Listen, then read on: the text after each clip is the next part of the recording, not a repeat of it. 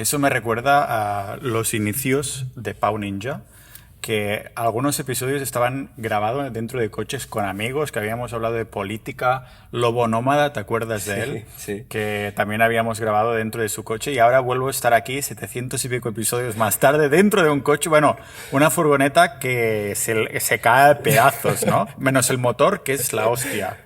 El motor es indestructible, Sí. pero mi determinación también lo es. Es como esos Citroën C15 que duran la vida 1 millón de kilómetros o más y estamos aquí dentro de una furgoneta en la que seguramente se han matado cabras dentro, ¿no? O algo parecido. Bueno, aquí lo parece porque estamos con la luz roja y además ahí tienes toda la ropa aquí colgada que medio vives aquí dentro, ¿o qué? Pues sí, la verdad es que ahora estoy en una fase en la que sí, me tengo que adecuar a lo que tengo y sí, ahora estoy con la ropa tendida. ¿A qué te refieres a adecuar a lo que... La verdad es que mi proyecto es vivir en una furgoneta, pero no en esta. Y te das cuenta de que cuando tienes un vehículo que estás camperizando y quieres vivir en una furgoneta, pues claro, la tienes en el taller y ahora mismo pues tenga esta de como de backup. De backup, sí. Y O sea, testeando un poco también. la gente normalmente camperiza una furgo y vive en apartamentos hasta que la tienes, pero tú tienes la furgo de la furgo. O sea, la furgo backup antes de vivir a la furgo. Yo tengo la determinación de hacerlo. Sí. Y para tener la determinación de hacerlo, puse todo mi capital en la furgoneta grande que me estoy montando. Que es grande, grande, porque es de estas que es un monstruo. Es casi un camión eso. Sí, es chasis minibús. Hostia, joder. Sí. Madre mía. Y quien algo quiere, algo tiene que sacrificar, y en mi caso, pues sacrifiqué el tema del apartamento. También para validar un poco la idea, ¿eh? Y la verdad es que me está encantando. Hostia. Vale, ¿y la idea cuál es entonces? Tú tendrás el minibús apartamento montado y vivirás en fincas con animales o no tendrás nada que ver con los animales o de qué irá. Mira, Pau, y hace un tiempo que pensé que llegué a la conclusión que mi pasión era la producción a pasto. Y tengo que agradecerte en parte a ti, en parte a toda la gente que he ido conociendo a lo largo de mi andadura, de mi camino en este mundillo, para llegar a la conclusión esta, ¿no? Que mi pasión y mi determinación y mi esfuerzo irá determinado a emprender, a ayudar, a crear proyectos y a desarrollarlos dentro del marco de generación de carne a pasto, que ya puede ser en regenerativa, en extensivo, miles de otros, en pastoreo dirigido, bla, bla, bla, sintrópica, lo que sea. Y llegué a esto gracias a escuchar tu podcast, a ponerlo en práctica, a hablar con productores y para mí es como una forma de entender el mundo. Entonces... Me parece absolutamente fascinante porque yo siempre desde el episodio 0, los negocios online, no sé qué, todo lo que es online y ordenador y pantallas, ¿no? Y sin embargo, os he conocido a ti, he conocido a Guillem y otras personas de Sociedad Ninja en persona, que nos hemos hecho buenos amigos, y Guillem también estaba en una fase en la que tenía ansiedad, que no sabía qué hacer, que no sé qué, y al final, después de mucho, llegó a la conclusión que no, que lo suyo era, no, yo tengo que estar debajo del sol haciendo algo con las manos, descalzo, al aire libre y que me paguen con comida. O sea, bueno, lo de Guillem es un caso aparte, ¿no? Pero me refiero a que empecé y continué el podcast con todos estos negocios online que a mí me apasionan, pero yo noto y sé y creo que intento transmitirlo, que hay una parte de mí que es la manual en la que hay que estar fuera, ¿no? Entonces, me encanta ver personas que hostia, vamos compartiendo lo que son las ideas, o más bien dicho, los valores de base, y entonces cada uno forma un poco su camino, ¿no? Hay algunos que yo de inversiones, que yo soy multipotencial y hago negocios online, que yo hago todo lo que es, en tu caso, ¿no? Carne de pasto y todo esto. Entonces, ¿cómo llegas hasta este punto? Porque antes no te dedicabas a nada que tuviera que ver con la carne de pasto. No es que vengas de una familia de ganaderos, por ejemplo. No, la verdad es que no, aunque la naturaleza ha formado parte de mi vida siempre, de una forma o de otra. Y mi camino profesional de estudios también, aunque terminé trabajando de algo muy distinto en ámbito de estadística y análisis de datos, para financiar algún proyecto relacionado con esto. Y entonces hubo un punto de inflexión en el que decidí que había que darle la vuelta a la tortilla. Y en lugar de perseguir mi sueño mediante la otra profesión que generara más ingresos, creo más inteligente apuntar directamente a tu sueño, a la raíz, y luego de ahí pues que se vayan desarrollando más. Y cuando tú tocas cosas presenciales, algo que te limita mucho es el tema y que hemos comentado alguna vez, el tema del sacrificio. Sacrificio en términos de presencialidad, de estar en un sitio, ¿no? Porque los animales no se pueden mover por bits. Claro. Y la carne no se puede enviar a través de conexiones TCP/IP. Claro. O de wifi o lo que sea, ¿no? Entonces tienes que sacrificarte en un sitio.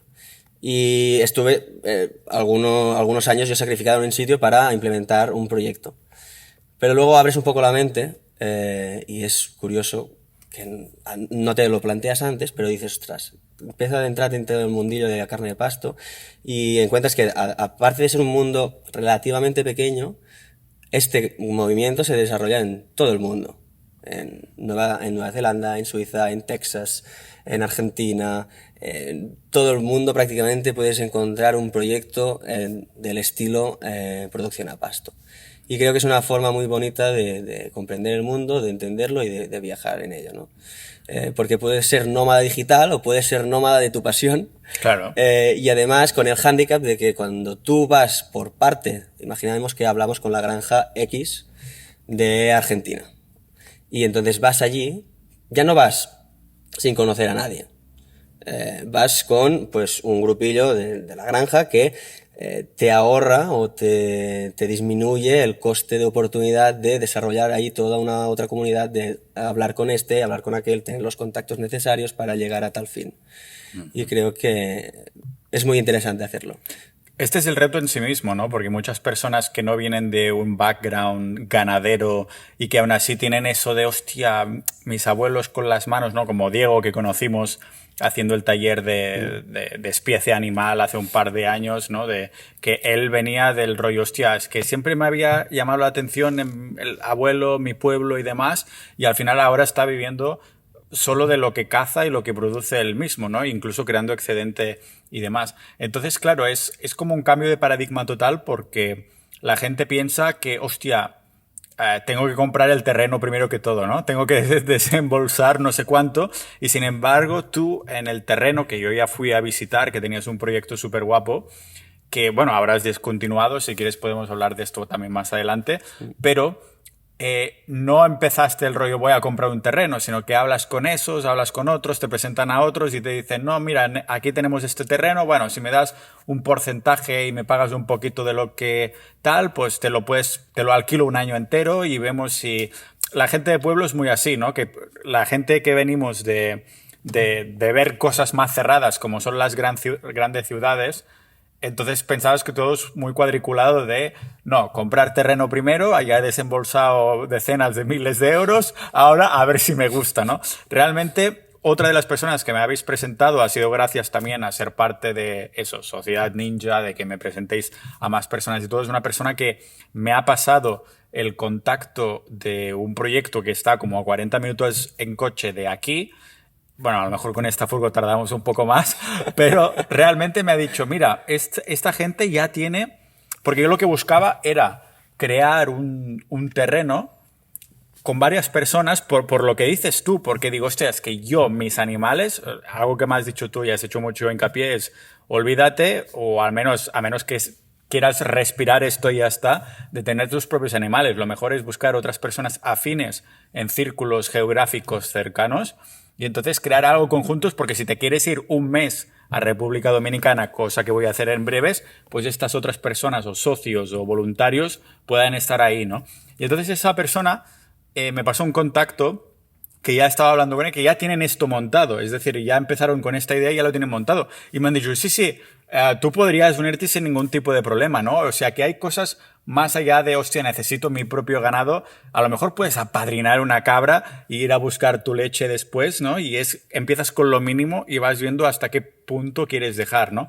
Entonces, yo lo que buscaba, y supongo que en cierta parte, claro, sigo buscando, quiero hacer como un proyecto de largo plazo, es de tener algo en el que si el mundo se va a la mierda y hay un apocalipsis social, zombie, el apocalipsis que tú quieras, energético, los socios de ese proyecto o los voluntarios puedan coger a sus familias y van ahí y hay su pozo, su agua y hay sus cabras con su leche y sabes que como mínimo los básicos estarán cubiertos. Si no sucede nada, por suerte, no hay ningún apocalipsis o cambio conspiranoico, pues lo que podemos hacer es simplemente disfrutar de buenos productos de pasto y todo esto, ¿no? Entonces, no sé si lo que te gustó más a ti fue el hecho de estar en contacto con los animales en sí y la buena comida, o hubo también una parte un poco conspiranoica y como yo me estoy, a lo mejor mi porcentaje conspiranoico es bastante más grande que el tuyo, pero bueno, me comentas, por eso te pregunto.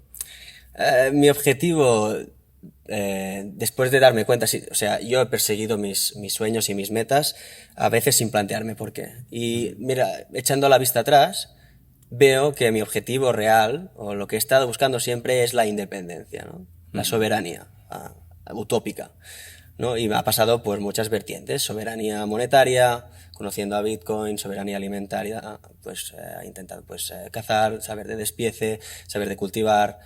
Pero luego te das cuenta que todo esto no se sustenta sin unas redes paralelas. Redes paralelas me refiero a ese núcleo, esa red de contactos, de amigos cercanos que no se pueden hacer si no estás presencialmente, que luego, en caso de un apocalipsis, te creen un sistema de resistencia, que llamo yo, en el que pues os podáis ayudar entre vosotros, porque persiguiendo al individuo soberano te das cuenta de que un individuo difícilmente puede ser soberano, a no ser que tenga el monopolio de la violencia. Y tener el monopolio de la violencia significa a día de hoy, tener armas nucleares. Incluso un solo individuo no puede tener armas nucleares, ¿no? Claro. Estamos hablando de que son estados, ¿no? Claro, alguien tiene que preparar el botón, alguien tiene que llamar por el teléfono rojo, alguien tiene que crear las armas, es todo un círculo, ¿no? Exacto. Yo tengo un par de sujetos que creo que pueden ser individuos soberanos, que es interesante de hablar en algún podcast, pero digamos que lo dejamos como una utopía. Y como utopía, ¿qué es? Yo hago siempre mucho hincapié en estas redes paralelas de contactos, que ya sea Sociedad Ninja, puede ser una red paralela, tu círculo cercano de fincas puede ser una red paralela. Aquí en esta zona también se hacen redes paralelas, pues cada lunes se monta un grupillo y Eso van a está trabajar. súper guapo.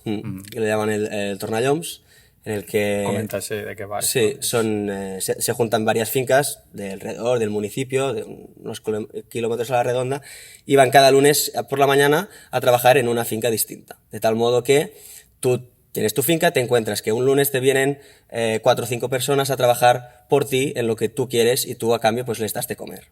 Y luego tú el siguiente lunes tendrás que ir a otra finca a trabajar tú a lo que te diga el de la finca. Y entonces esa red paralela que tanto obviamos a veces, ¿no? En esta independencia y intentar ser independiente del Estado. No, yo no necesito a nada ni nadie, y creo que es un grave error. Entonces cultivar eso es muy importante. Pero claro, yo de pequeño me flipaba bastante los personajes estos overpowered, los personajes que van así con la capa esta súper larga negra, un poco cortada, que les llega, o sea, por encima de la nariz incluso, ¿no? Y los ves ahí caminando y tal, y entonces ahí con la silueta y todo digo, ¡buah! El héroe destronado, olvidado, ha llegado, ¿no? En los ermitaños estos, pero realmente lo que comentas tú tiene lógicamente todo el sentido del mundo, y más sabiendo que incluso fuera de las redes sociales modernas, lo más indígena, lo más ancestral, que serían las tribus indígenas de hoy en día, no hay un señor indígena de una sola tribu, de una persona, sino que son redes también. Son, ¿no? Redes, todos son redes. El lobo solitario existe, insisto, pero yo creo que es utópico perseguirlo. O sea, te vas a quemar en su persecución, como a lo mejor me pasó a mí, ¿no? Pero claro, tiene un hándicap estas redes paralelas, y es que tienes que estar ahí presencialmente. Si tú quieres ser nómada vamos a llamar digital, o en mi caso podría ser nómada de fincas de pasto.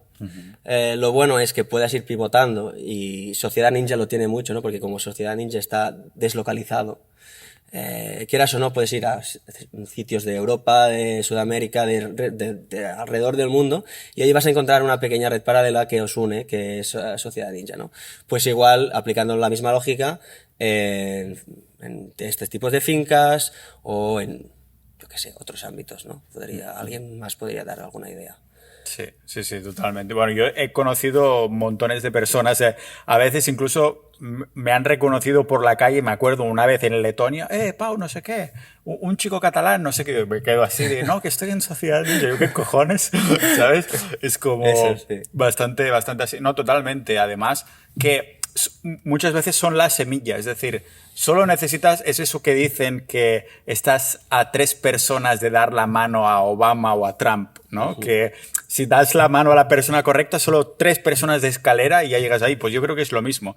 Si estás buscando cierta red de contactos, solo necesitas una persona semilla ideal en el sitio correcto, en el timing correcto, y es lo único que necesitas. Entonces, ahora mismo, ¿en qué estás y en qué has estado, ¿no? En el sentido, en qué has transicionado y cómo vas evolucionando en lo que te has ido dando cuenta de lo que quieres, siendo más específico. Vale, mi interés era esto, ¿no? La carne de pasto. Yo monté un proyecto por mi cuenta.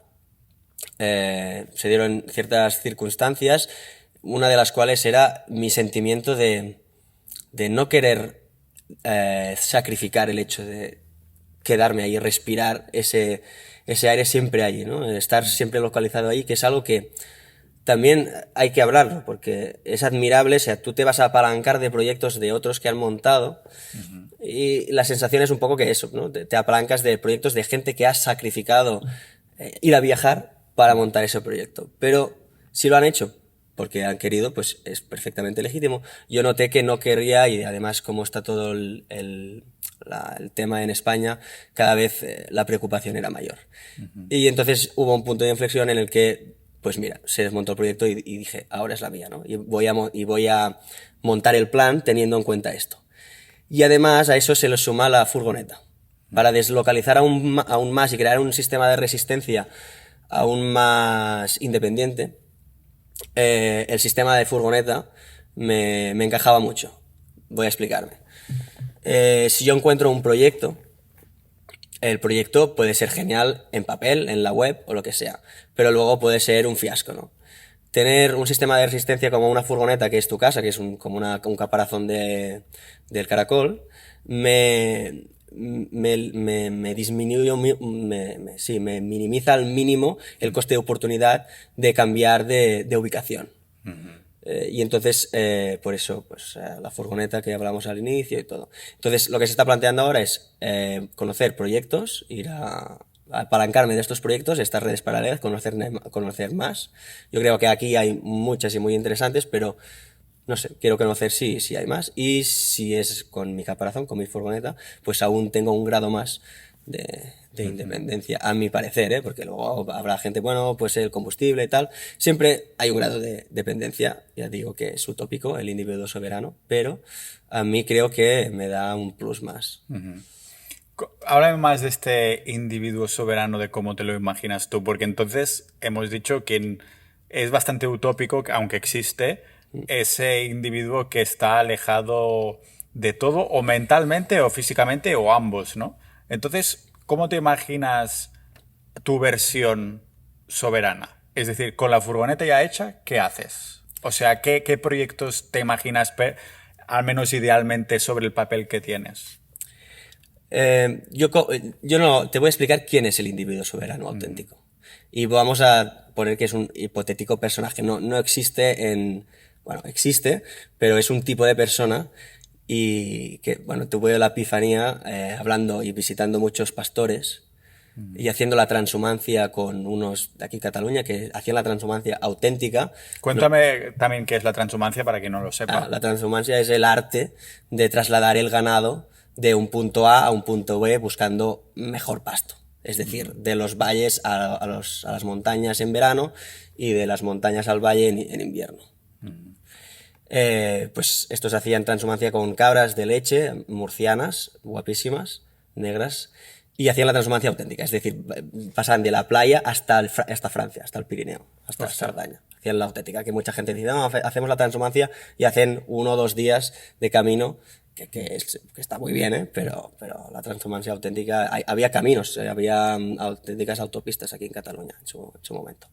Bueno, yendo con ellos, me di cuenta de que en realidad los pastores son el auténtico individuo soberano. Porque me di cuenta, uno, ya sabemos que los pastores tienen la soberanía alimentaria, ¿vale? Si tú tienes cabras y además tienes cabras de leche, prácticamente lo tienes todo. Fuimos a ver a unos de aquí, a ver cómo, bueno, hicimos unos cuantos quesos y todo eso, pero más allá del queso, que es como de, vamos a hacer un poquito fifis, a hacer algo extra, realmente con la leche a secas, ¿no? Ya tienes todos los nutrientes, bueno, al fin y al cabo la leche materna, bueno, toda la leche es materna, ¿no? O sea, menos la que le das a tu novia, pero realmente la leche materna es leche a secas. Eso no vamos a entrar. Pero me refiero a esta, que tiene todas las vitaminas, todos los nutrientes, todo lo que necesitas precisamente por esto. Entonces, en parte, por eso has comentado lo de la leche. Súper nutriente. Además tienes la carne y además podríamos entrar en detalles como soberanía, rollo de ropa. Te puedes hacer ropa, es costoso, pero te puedes hacer ropa de la piel de los animales. Luego tienes los pastores... Soberanía sexual, si quieres. Eso ya depende. Depende de tus gustos. Es que este era muy fácil, vale, sí. Tienes soberanía sanitaria. Bueno, los pastores antes eran que si alguien se dislocaba el hombro, tenía cualquier cosa, como estaban tan acostumbrados a hacerlo con los animales, pedían ayuda a los pastores. Y me falta el más importante. Bueno, monetaria, pues puedes transaccionar con carne de tus animales. Aunque, bueno, puedes tener Bitcoin o lo que sea, ¿no? Pero vamos al punto ancestral de todo. La más importante es que para ser individuo soberano completo, tú necesitas un monopolio de la violencia. Tú necesitas poder defenderte ante una autoridad, ¿vale? Ante alguien que quiera, pues, ante un Estado, ¿no? Que quiera secuestrar, por ejemplo. Pues te das cuenta, acompañando a estos pastores en su transhumancia, que ellos no tienen el monopolio de la violencia en el sentido de que no tienen armas nucleares, pero tienen algo que también es muy poderoso, que es la legitimidad del pueblo. Y eso te das cuenta cuando atraviesas pueblos con el ganado, con la carrarada, que se dice, de animales, y la gente sale, te hacen fotos, te aplauden, te llevan agua, te preguntan, oye, ¿qué tal? ¿Necesitas algo? Vamos a dormir aquí esta noche, después pues ten cuidado con eso, ten cuidado con otro, te doy lo que sea, ¿no? Y es un arma muy poderosa que vuelvo a ligar con las redes paralelas. Y es que realmente el pastor lo único que está haciendo es una red paralela entre él, el ganado y el camino de transhumancia que está recorriendo, ¿no? Y esas personas valoran la importancia del ganado, cada vez menos, podríamos debatir en eso, pero poniéndonos en un concepto ancestral en el que la comida escasea, mantener al pastor vivo puede ser incluso un incentivo, ¿no? Entonces sería como una simbiosis. Y creo que esto es muy importante entenderlo y por eso digo que el individuo soberano utópico puede existir en una forma de este estilo, ¿no? Como un pastor o incluso un pescador. Un pescador también podría ser, además que podría estar navegando en aguas internacionales, por lo tanto le da aún más legitimidad burocrática, por decirlo de alguna manera. La verdad es que el tema del pescador lo he pensado no en el pescador típico que tiene un barco o algo así, sino del hecho de saber pescar es bastante más accesible que saber despiezar un animal, ¿no? Sí. Sí que es verdad que entonces te lo tienes que buscar bien, vale, ¿de dónde saco lo que ponen en el anzuelo, ¿no? Cuando no puedo comprarlo en una tienda, ¿no, tío? O sea, si vas realmente al kit de la cuestión, yo lo veo un poquito más o bastante más accesible Pero claro, entonces, bueno, tienes que estar en las costas, otros factores, ¿no? Pero entonces, claro, me mola mucho la idea. Por cierto, yo de pequeño siempre me disfrazaba de pastor. O sea, me lo imaginaba, supongo que de ver tanta Heidi, Pedro y todo eso. Y también con mi familia y los peques al final lo he visto tantas veces que yo creo que el subconsciente ya se me quedó con esto, ¿no? Entonces, ¿por qué no hacerte pastor entonces? Porque no estaría dispuesto a sacrificar lo que hay que sacrificar. Vale. Igual que no estuve dispuesto a sacrificar lo que había que sacrificar para tener un proyecto Físico, el terreno físico, que tenías, ¿no? Exacto. No, luego de pasar momentos con ellos, el pastor sí que estás deslocalizado, pero estás con los animales y cada día los animales tienen que salir a pastar, tienes que ayudar en los partos, tienes que, pues los corderos que no quieren amamantar o las madres que no quieren dejar de amamantar, pues yo qué sé, pues tienes que estarlos cuidando, dar el biberón o darle a las cabras que a veces tienen más leche y pueden darle más. Un día podemos hablar de esto. Y hay mucho sacrificio. Por eso la importancia o valorar el hecho de que si te estás apalancando de un proyecto que ya está montado, es porque alguien ha sacrificado lo que tú no estás dispuesto a sacrificar. Sí. Y es legítimo, ¿eh? Pero creo que hay que tenerlo en cuenta. Sí, bueno, yo me imagino que a ciertas edades no querré moverme mucho. Entonces, claro, por eso a lo mejor también los pastores son de edad avanzada o de otra nacionalidad porque no tienen a ningún otro sitio al que ir, ¿sabes? Entonces, claro, a lo mejor para el perfil también es esto, ¿no? La tranquilidad, la rutina, la bajada de estrés. Conocemos un pastor que le pilló un ataque de corazón, ¿no? Cuando estaba estaba en el otro proceso de la carne y dijo, pues ahora solo pastar, las cabras, tranquilidad y todo eso. Aún así, con las nuevas leyes, el Estado y todo eso, se le quieren dar por culo constantemente, ¿no? O sea, tranquilidad a lo mejor no tanto como pensaba inicialmente. Lo que me lleva también a pensar es un dato, que inicialmente era más del 90% de la población que vivía del sector primario, ¿no? Cuando había los burgueses, los reyes y todo, la mayoría de la población cultivaba unas tierras o tenía un ganado que no era suyo, se quedaba solo una pequeña parte. Si llovía o hacía mal temporal, moría de hambre, si no estaba, ¿no? O estaba como mínimo malnutrido. Y ahora es al revés. Hemos girado la tortilla y un 1% o menos se dedica al sector primario. Y lo comentábamos con otro ninja que está en la comunidad, que vive no muy lejos de aquí, que se dedica a los cerdos. O sea, él no está con los cerdos, sino que es programador, ¿no? Entonces, es programador y todo lo que son los mataderos de cerdos, de miles de cerdos cada día, cientos de miles, pues ha visto de buena mano cómo estas leyes hacen que los pequeños tengan que cerrar y los más grandes absorban los pequeños. Entonces cada vez hay ese intercambio de esa absorción de poder para que se vaya monopolizando lo que estábamos comentando, ¿no? El monopolio de la violencia. Claro, si monopolizas el sector primario, que es a lo que tienes que dar de comer a la población, y monopolizas todo lo que puedes, todo lo que es control, poder, joder, te quedas con... apenas te das cuenta, porque la gente ya no sabe, o sea, por eso lo que decías del individuo soberano es el pastor, porque si la mierda toca el ventilador y no podemos comer porque no llega la comida en el supermercado por un problema energético, que después de las pruebas que están haciendo con el apagón, no me extrañaría que esta fuera el siguiente, entre comillas, cisne negro, o por lo que sea, si no llega la comida al supermercado, ¿qué vamos a ver? Pues que la gente dirá, mierda, ¿dónde puedo obtener comida? O sea, yo pensaría en el pastor ese que hay aquí, ¿no? Exacto. Claro, porque estos cerezos, olivas y almendras que hay por aquí ya no hay ahora, que siempre hay familias que están ahí cogiéndolos igualmente. Igualmente ya no puedes coger ahora, ¿no? Pero pensarías en la persona que tú has visto aquí alrededor que tiene ganado. Y no solo esto, es la única que seguramente no podrías matar en caso extremo de le voy a robar la comida, porque no sabrías cómo procesar la carne o qué hacer con ese... O sea, ya su propia habilidad ya no solo le da de comer, sino que lo protege de los que quieren usurparle o usar la violencia, ¿no?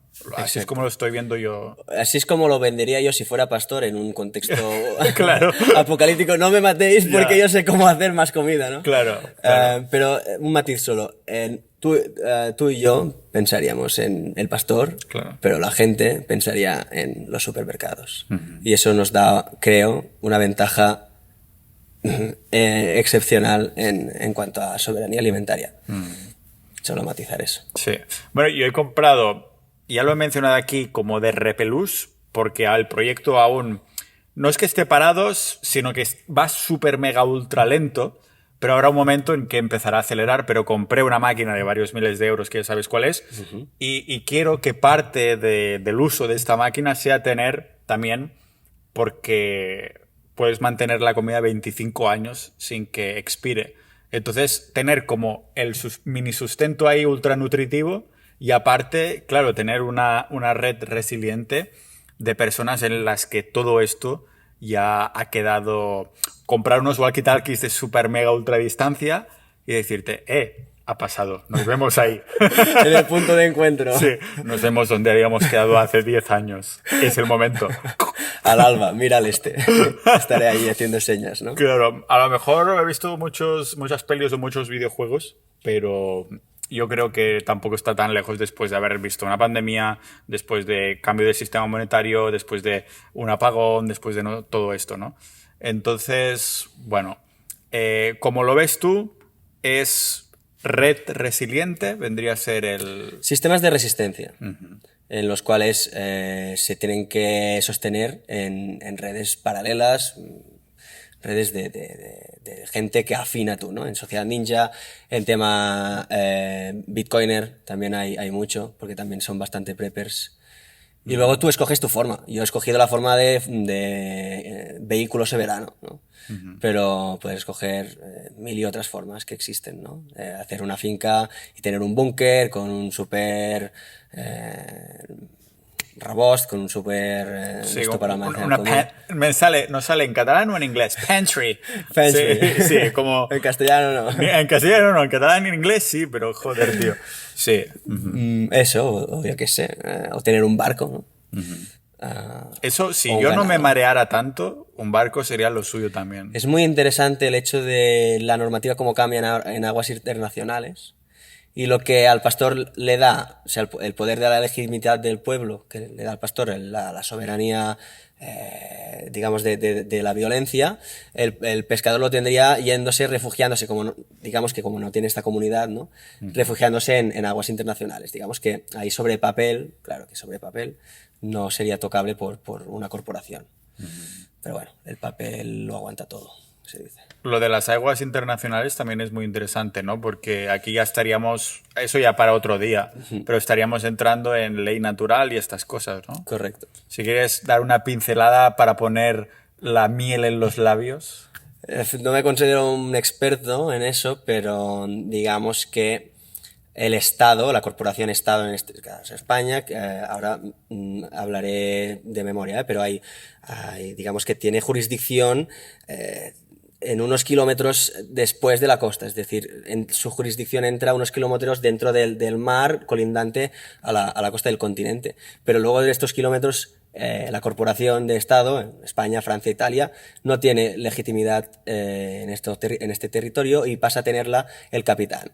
De ahí la llamada ley marítima, que bueno, también va mucho en relación a la ley natural, digamos que el capitán del barco se convierte en el presidente del continente que forma el barco. Por lo tanto, ahí manda él y sus leyes.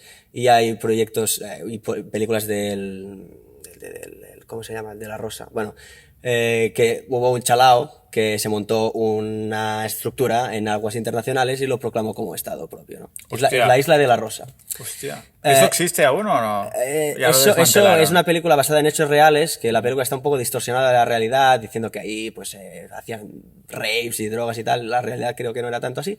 Y luego hay proyectos, no sé si hipotéticos, de grandes anarcocapitalistas diciendo cómo se podía construir una una polis, una ciudad en aguas internacionales y darle por culo a todas las normas y hacer ahí una ciudad libertaria, porque ahí no manda ningún estado, ¿no? La mierda es que, claro, a menos que tenga unos buenos fundamentos que toquen al suelo de todo, yo me marearía ahí. No podría estar, tío, es la... Tenemos que montar como un gimbal, ¿no? Es como un estabilizador de estos de... Sí, como de los ferries, ¿no? De Ahí estos, está. sí. Pero o esto o que toquen los fundamentos en el suelo. A lo mejor hay algún tipo de mar adentro que hay poca profundidad y ahí se pueden poner unos buenos fundamentos. Ahí yo Además tendrías comida ilimitada, lo de pesca que decíamos, ¿no? Sí. Pero claro, Claro, deberías pescar con otro pescado como anzuelo. Correcto. Sí, Sí, es verdad, antes lo has dicho, el anzuelo es el propio pescado. Sí.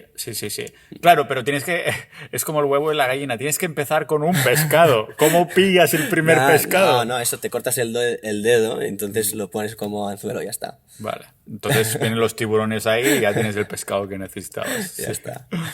Mira, si quieres lo dejamos aquí porque sé que tenemos que hacer cositas a partir de ahora, pero yo creo que esto también da bastante paso a varios temas distintos de los que podemos hablar una siguiente vez.